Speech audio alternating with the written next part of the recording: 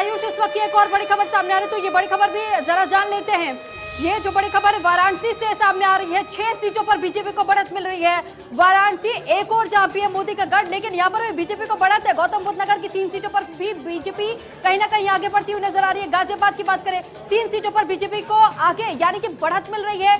गाजियाबाद की एक सीट पर समाजवादी पार्टी आगे चल रही है, यानी कि समाजवादी पार्टी का गाजियाबाद में बढ़त देखने को मिल रही है। लेकिन बीजेपी कई सीटों पर, चंदौली की चकिया सीट से भी बीजेपी को बढ़त मिल रही है। आयुष, बिल्कुल, तो ये बढ़त और ये लगातार ये जो अपडेट्स हैं वो आपके स्क्रीन पर आएंगे। श्री कृष्ण यादव जी, आपकी बात बीच में मुझे रोकनी पड़ी थी। आश्वस्त कैसे हैं भी आप अपनी जीत को लेकर?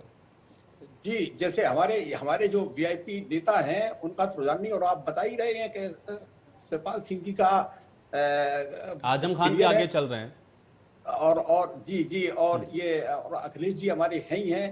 तो मतलब ये है कि कहीं कोई उसकी बात नहीं है, और काउंटिंग चलती चलेगी और आप देखते चलेंगे, जो स्थिति होगी सामने आएगी, और हमें ऐसा अब विश्वास है। ठीक है, श्री कृष्ण यादव जी, कुछ आधार बताएं कि आपको क्यों लग रहा है कि जनता ने आपको इस बार फुल मेजॉरिटी के साथ सरकार बनाने का अवसर दिया है, और ये बहुत शुरुआती रुझान है, इसलिए आप अभी इसको डिनाई कर रहे हैं? जी, वो कई ऐसी बातें हैं, बेरोजगारी का मुद्दा है, महंगाई का मुद्दा है, और किसानों की दोगुनी आय होने का मुद्दा है, 15 लाख रुपए अकाउंट में आने का मुद्दा है।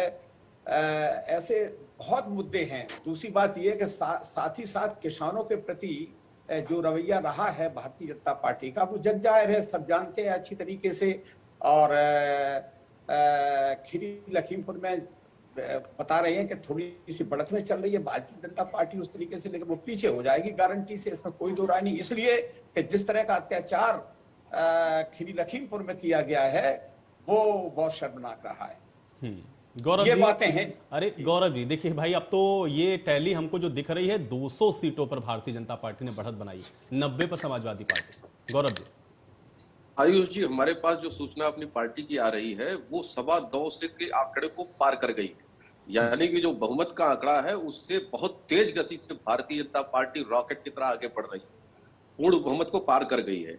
किस आधार पर हमारे समाजवादी पार्टी के वरिष्ठ नेता अपना दावा कर रहे हैं? मुझे लगता है कि जैसे जैसे मतगणना आगे बढ़ेगी वैसे वैसे इनका दावा और पुरजोर होता जाएगा, लेकिन ये अपने हार के लिए आश्वस्त रहे। चलिए गौरव, इसमें मैं आपको रोकूंगा, इस पर मैं और बातचीत